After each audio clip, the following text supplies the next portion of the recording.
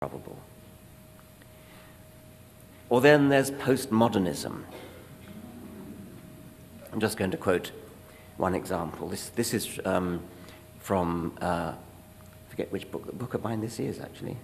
I think it's, oh, I know, yes, it's a book review of a wonderful book by Sokol and Breakmore. Sokol was the physicist who did that splendid spoof article which fooled all the postmodernists and it left them with egg on their face. The feminist philosopher Luce Irigaray is another who is given whole chapter treatment by Sokol and Breakmore. In a passage reminiscent of a notorious feminist description of Newton's Principia as a rape manual. Newton's Principia is a rape manual.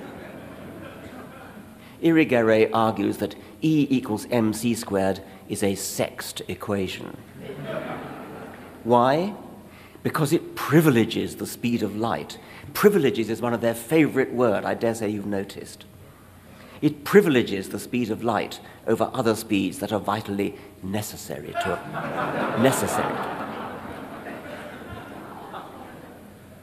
Just as typical of the school of thought under examination is Irigaray's thesis on fluid mechanics. Fluids, you see, have been unfairly neglected.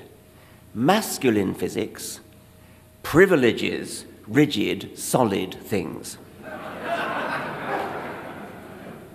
Her American expositor, Catherine Hales, made the mistake of re-expressing Irigaray's thoughts in comparatively clear language. For once, we get a reasonably unobstructed look at the emperor, and yes, he has no clothes.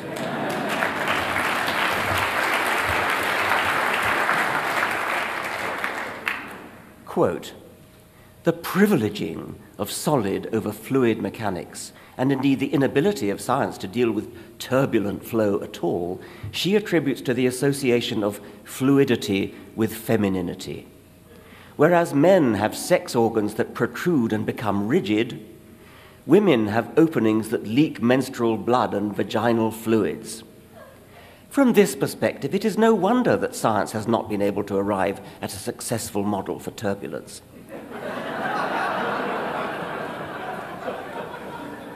The problem of turbulent flow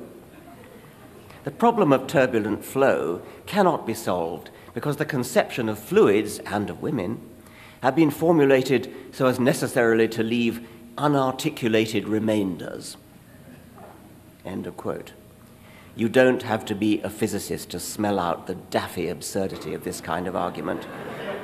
The tone of it has become all too familiar.